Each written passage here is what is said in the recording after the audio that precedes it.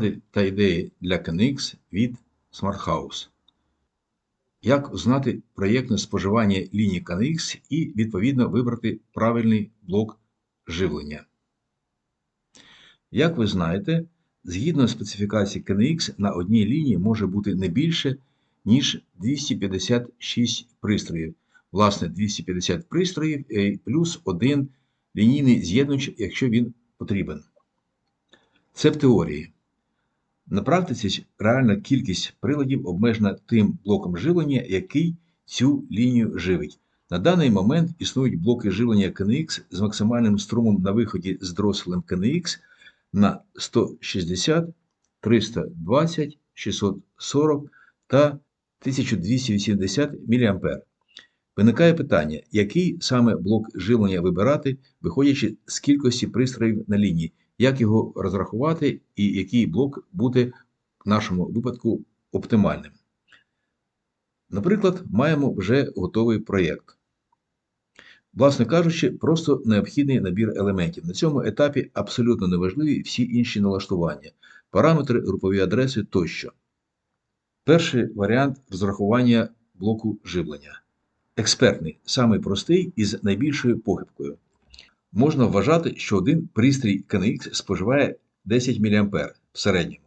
В нашому прикладі, в нашому проєкті маємо 20 пристроїв, отож маємо 200 мА споживання всіма пристроями разом.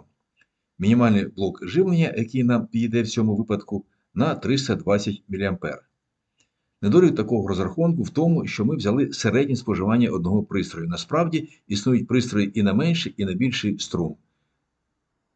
Є ще другий варіант. Можна створити в Excel-табличку, внести туди дані про всі пристрої і підрахувати. Інформація про паспортний струм споживання є на сайтах виробників. Наприклад, де її шукати на сайті Zenio. Пошукаємо для актуатора на 24 канали MB24. Шукаємо саме цей пристрій на сайті і далі вибираємо паспорт і шукаємо, де в паспорті вказан саме цей параметр. Споживання цим пристроєм 10 мА. Заносимо в табличку всі наші пристрої, рахуємо і маємо те, що нам потрібно. Цей варіант непоганий, але потребує деякої додаткової роботи. І нарешті самий оптимальний варіант, третій, який вже є готовим ETS. Просто знайти правильне місце і подивитися. Для цього ми стаємо на лінію. Справа вибираємо меню властивості, інформація і все. В нашому випадку бачимо, що загальний струм споживання всіма пристроями становить 230 мА. Трохи відрізняється від того, що ми отримали в першому розрахунку. Звідки ETS це знає? Дуже просто. Для кожного приладу виробник в базу вносить те саме число по струму споживання. Наприклад, для MB24 знову дивимося меню властивості, інформація і бачимо струм споживання саме для цього приладу. І далі ETS просто розраховує загальний струм лінії. Цей варіант самий правильний і, можна сказати, розумний.